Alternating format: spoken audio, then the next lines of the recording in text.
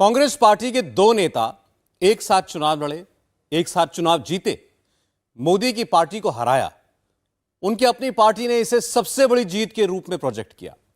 लेकिन पिछले 3 दिनों से झगड़ा चल रहा है, पहले मैं मुख्यमंत्री बनूंगा कि पहले मैं मुख्यमंत्री बनूंगा। लुटियंस दिल्ली के एक बंगले 10 राजाजी मार्ग में मान मनोबल चल रहा है। डीके शिव कुमार ने मल्लिकार्जुन खड़गे से कह दिया है कि अगर सिद्धरमैया को सीएम बनाएंगे तो 2024 में कर्नाटक नहीं जीत पाएंगे और राहुल गांधी को प्रधानमंत्री नहीं बना पाएंगे, और अगर मुझे सीएम बनाएंगे तो 24 में कर्नाटक की 25 सीटें जीत कर लाकर दूंगा, तभी राहुल प्रधानमंत्री बनेंगे। आज राहुल गांधी जब मुख्यमंत्री चुन रहे थे तब प्रधानमंत्री किसकी सुन रहे थे? 10 राजाजी मार्ग से सिर्फ 1.25 किलोमीटर दूर 7 लोक कल्याण मार्ग के प्रधानमंत्री आवास में क्या हो रहा था, देखिए। मैं नरेंद्र दामोदर दास मोदी ईश्वर की शपथ लेता हूं कि 16 मई 2014 वो दिन जब नरेंद्र मोदी प्रधानमंत्री बने।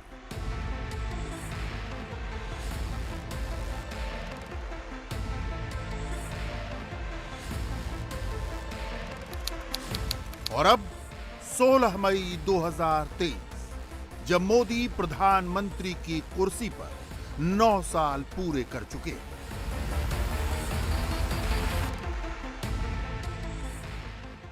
नौ साल पहले आज के ही दिन 16 मई को लोकसभा के चुनाव के नतीजे आए थे।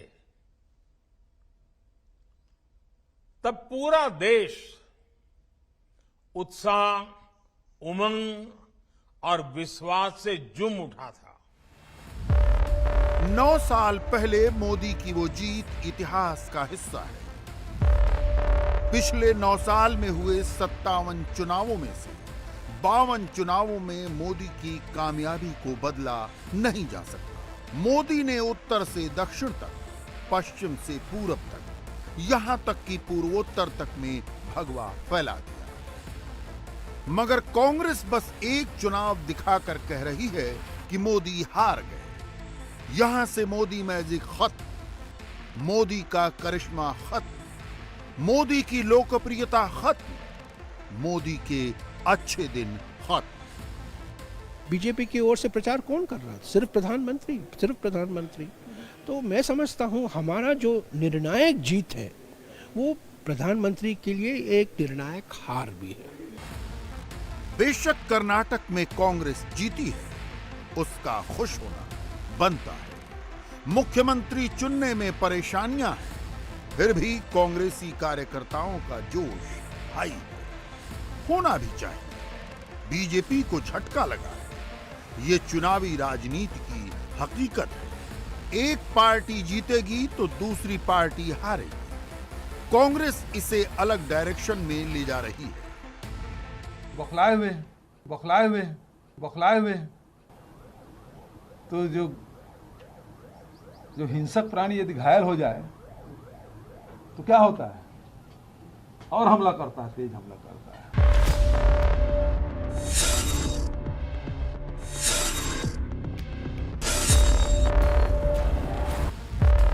कांग्रेस और कांग्रेस का पूरा इकोसिस्टम मोदी को ढूंढ रहा है, मोदी पर अटैक कर रहा है। गैलरी में खड़े मोदी की एक तस्वीर लगाकर मेरी दुनिया का कैप्शन चिपका दे। प्रधानमंत्री की जबान पर अडानी के नाम की जिप लगा दे। राहुल गांधी का सवाल चिपकाकर मोदी की फोटोशॉप इमेज बना दे। मोदी का यूं मजाक उड़ाते रहना कांग्रेस और उसके इकोसिस्टम की टाइमलाइन को देखकर लगता है कि कर्नाटक जीतने के बाद भी कांग्रेस की कोर थीम इंच बराबर भी नहीं बदली। मोदी के दुश्मनों का फॉर्मूला सिंपल है, पहले मोदी की इमेज तोड़ो, फिर अपने लिए वोट जोड़ो। इसीलिए मोदी पर डायरेक्ट अटैक हो रहा है। ऐसा नहीं है कि मोदी ये सब समझ नहीं रहे। खुद प्रधानमंत्री अपने मुंह से कह चुके हैं कि उनकी इमेज बिगाड़ने के लिए सुपारी दी गई है। इन लोगों ने भांति भांति के लोगों को सुपारी दे रखी है और खुद भी मोर्चा संभाले हुए हैं। इन लोगों का साथ देने के लिए कुछ लोग देश के भीतर है और कुछ देश के बाहर भी बैठकर अपना काम कर रहे हैं। नरेंद्र मोदी क्या कर रहे हैं? प्रधानमंत्री एक राज्य की हार को देखकर चुप नहीं बैठ गए। उनको 2014 की जीत याद है। मोदी ने आज देश की दिशा बदलने वाले चुनाव को याद किया। मोदी ने रोजगार मेला लगाया और 71,000 से अधिक अपॉइंटमेंट लेटर बांटे। बीते 9 वर्षों में भारत सरकार ने सरकारी भर्ती प्रक्रिया को ज्यादा तेज करने, ज्यादा पारदर्शी और निष्पक्ष बनाने को भी प्राथमिकता दी है। पहले स्टाफ सिलेक्शन बोर्ड भर्ती प्रक्रिया को पूरा करने में करीब 15 से 18 महीने का वक्त लेता था, यानी करीब 1.5 साल। आज ये प्रक्रिया 6 से 8 महीने में पूरी हो जाती है। पहले सरकारी नौकरी के लिए आवेदन करना ही बहुत मुश्किल होता था। एक एप्लीकेशन फॉर्म लेने के लिए घंटों लाइन में लगो रहो, डॉक्यूमेंट्स को अटैच करवाने के लिए गैजेटेड ऑफिसर्स को खोजो। आज आवेदन करने से लेकर नतीजे आने तक की पूरी प्रक्रिया ऑनलाइन हो गई है। मोदी मुद्दे पर हैं, विरोधी मोदी पर हैं। पिछले 9 साल में हिंदुस्तान कितना बदला, आज प्रधानमंत्री ने इसका ब्यौरा दिया। कांग्रेस बिना लाग लपेट के कह देती है, प्रधानमंत्री जी झूठ बहुत बोलते हैं। 24 के चुनाव में बेरोजगारी मुद्दा बन सकता है, इसलिए मोदी ने 7 महीना पहले ही 10 लाख सरकारी नौकरियां देने का प्रोग्राम शुरू कर दिया है। हर महीने एक साथ 45 जगहों पर रोजगार मेला आयोजित किया जाता है। मोदी और मोदी के मंत्री अब तक 3,59,000 अपॉइंटमेंट लेटर बांट चुके हैं। इनमें से 71,000 से ज्यादा अपॉइंटमेंट लेटर 16 मई को बांटे गए। मोदी इस मोर्चे पर लगे हैं, लेकिन क्या ये काफी है? कर्नाटक में कांग्रेस ने बेरोजगारी को मुद्दा बनाया और ग्रेजुएट बेरोजगारों को हर महीने 3,000 रुपए भत्ता देने का वादा किया। वोट बटोर लिए। आपको याद होगा, बिहार चुनाव में तेजस्वी यादव ने 10 लाख नौकरियां देने का वादा किया तो आरजेडी को सबसे बड़ी पार्टी बना दिया। केजरीवाल भी आपका विस्तार करने में सरकारी नौकरी को चारे की तरह इस्तेमाल करते हैं। सरकारी नौकरी एक सेंसिटिव मुद्दा है। कोई भी पार्टी चुनाव में जब ऑथेंटिक तरीके से इसे इनकैश करती है तो खूब वोट मिलते हैं। 2014 में मोदी ने इसे अच्छे से भुनाया था। नौकरी तो कर ले, पर नौकरी है कहाँ? और वो हमसे कहते कि हमको वोट दो। तुमने हमको क्या दिया जो हम तुमको वोट दें? पड़े आए वोट मांगने वाले, युवाओं को बेरोजगार रखने वालों, जनता माफ नहीं करेगी। यानी कांग्रेस अभी जो सोच रही है उसे मोदी पहले ही कर चुके हैं। आज नरेंद्र मोदी जब 9 साल पहले की जीत याद कर रहे थे, उसी वक्त कांग्रेस उनको ये बताने लगी कि 2014 में मोदी ने हर साल 2 करोड़ नौकरी देने का वादा किया था। नौकरी के सवाल पर सबसे पहले खड़गे ने मोदी पर अटैक किया। फिर जयराम रमेश ने नरेंद्र मोदी पर ताना मारा। कांग्रेस ने ग्राफिक्स इमेज बनाकर नौकरी को मुद्दा बनाया। ये तो सच है कि हर साल 2 करोड़ नौकरी का वादा न पूरा हुआ, न हो सकता है। सवाल इंटेंट का है। ईमानदारी से प्रयास करने का है। अरुणाचल प्रदेश के आदिवासी कम्युनिटी लीडर्स के साथ प्राइम मिनिस्टर का इंटरेक्शन तब हुआ है जब कर्नाटक में आदिवासी समुदाय के लिए सुरक्षित 15 की 15 सीटें बीजेपी हार गई है। प्रधानमंत्री को भी मालूम है कि कुछ छिटक गया है। मोदी उसे फिर से हासिल करने में जुट गए। आपको दिल और आत्मा से प्यार करते हैं। हमारे अरुणाचल में रेलवे कनेक्टिविटी होना एक सपना को सच में बदलने की बात है। अच्छा, आपको मालूम है आपका गुजरात से क्या नाता है? देखिए, श्री कृष्ण अगर अरुणाचल न होता तो अधूरे होते।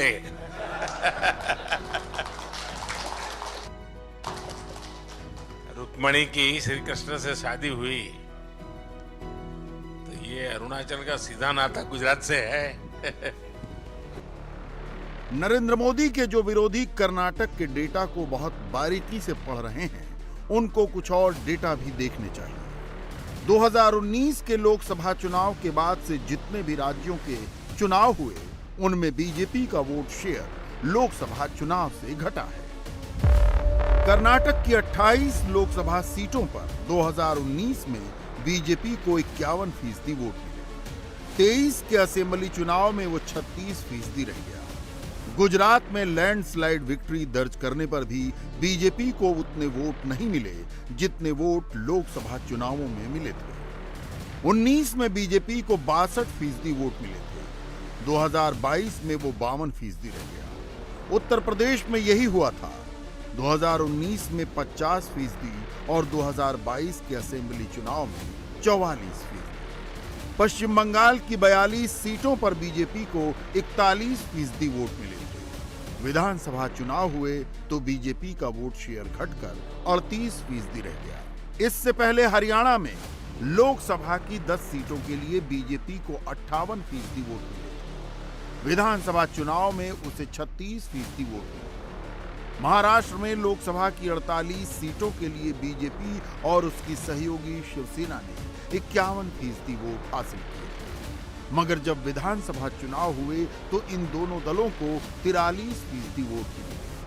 झारखंड की 14 लोकसभा सीटों पर बीजेपी को 56% वोट मिले थे, मगर असेंबली इलेक्शन में वोट शेयर घटकर 41% रह गया। दिल्ली की 7 सीटों पर बीजेपी ने 57% वोट हासिल किए, लेकिन विधानसभा चुनाव में उसका वोट घटकर 40% रह गया। असम की 14 सीटों पर बीजेपी का वोट शेयर 47% था। विधानसभा चुनाव में बीजेपी का वोट घटकर 45% रह गया। मुख्यमंत्री चुनते समय वोटर लोकल मुद्दों को ध्यान में रखता है। वही वोटर जब प्रधानमंत्री चुनता है तो नेशनल मुद्दे पर सोचता है। लोकसभा के चुनाव में जब नरेंद्र मोदी वर्सेस राहुल गांधी होता है तो वोटर मोदी के नाम पर ही बटन दबाता है। 2013 में कांग्रेस कर्नाटक जीती थी। 2014 में उसी कर्नाटक में भाजपा ने स्वीप किया। 2018 में एक राज्य नहीं, मध्य प्रदेश, छत्तीसगढ़ और राजस्थान, तीनों राज्यों में दिसंबर 2018 में कांग्रेस जीती। और उन्हीं राज्यों में, उसी राजस्थान में, उसी छत्तीसगढ़ में, उसी मध्य प्रदेश में जब लोकसभा के चुनाव 4 महीने के बाद हुए तो कांग्रेस का खाता नहीं खुला। तो मेरा जो अपना छोटा अनुभव है, चुनावों को आपको बस उसी संदर्भ में देखना चाहिए। ये जरूर दिखाता है कि भाजपा की क्या गलती है, कमी है, वो ठीक बात है, लेकिन कर्नाटक में ऐसा हुआ इसलिए कल होकर लोकसभा में भी ऐसा होगा, या उत्तर प्रदेश में भाजपा जीत गई इसलिए भाजपा ही जीतेगी, ये बातें नहीं है। मेरा उनको इतना ही सुझाव, बिन मांगा सुझाव है कि आप बहुत ज्यादा उत्साहित न हो। जीत मिली है वो अच्छी बात है, लेकिन ये जीत आगे के जीत का गारंटी नहीं है। नरेंद्र मोदी ऑफिशियल विजिट पर अमेरिका जाने वाले हैं। वहां उनकी मुलाकात प्रेसिडेंट जो बाइडेन से होगी। मोदी से पहले राहुल गांधी ने अपना टूर प्रोग्राम सेट कर लिया है। 31 मई से राहुल का अमेरिका दौरा शुरू हो जाएगा। इसी दौरे पर 4 जून को राहुल न्यूयॉर्क के मेडिसन स्क्वायर पर भारतीय समुदाय के करीब 6000 लोगों से इंटरैक्ट करेंगे। 2024 से पहले राहुल गांधी अपने आप को भारत के नेशनल लीडर के रूप में स्थापित करना चाहते हैं। मोदी ये काम 9 साल पहले कर चुके हैं। प्रधानमंत्री बनने के बाद सितंबर 2014 में नरेंद्र मोदी जब पहली बार अमेरिका गए तो उसी दौरे पर वो मैडिसन स्क्वायर गार्डन गए थे और वहां ऐतिहासिक प्रोग्राम किया था। मैडिसन स्क्वायर पर मोदी का प्रोग्राम दुनिया को ये दिखाने के लिए था कि मोदी आ चुके हैं और अब किसी भी इंटरनेशनल फोरम पर भारत को नजरअंदाज नहीं किया जा सकता। कांग्रेस कहती है कि न्यूयॉर्क में भाषण देकर मोदी ने भारत का अपमान किया था। राहुल गांधी विदेश में क्या कहते आए हैं इसे रिपीट करने की जरूरत नहीं है। फिर भी ये याद दिलाना जरूरी है कि राहुल के भाषण पर उठे विवाद के चलते इसी साल संसद का पूरा एक सत्र बर्बाद हो चुका है। प्रधानमंत्री मोदी जितनी शिद्दत से 16 मई 2014 को याद करते हैं, कांग्रेस के नेता उतनी ही शिद्दत के साथ 2004 को याद करते हैं। क्या 2024 में 2004 रिपीट हो सकता है?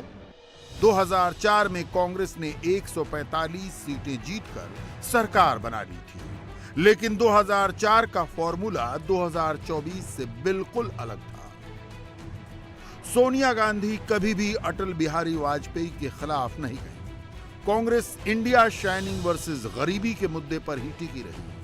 कांग्रेस ने 145 सीटें जीती तो बीजेपी की सीटें 138 रही। 2004 में बीजेपी का कोएलिशन हारा, कांग्रेस का कोएलिशन जीता।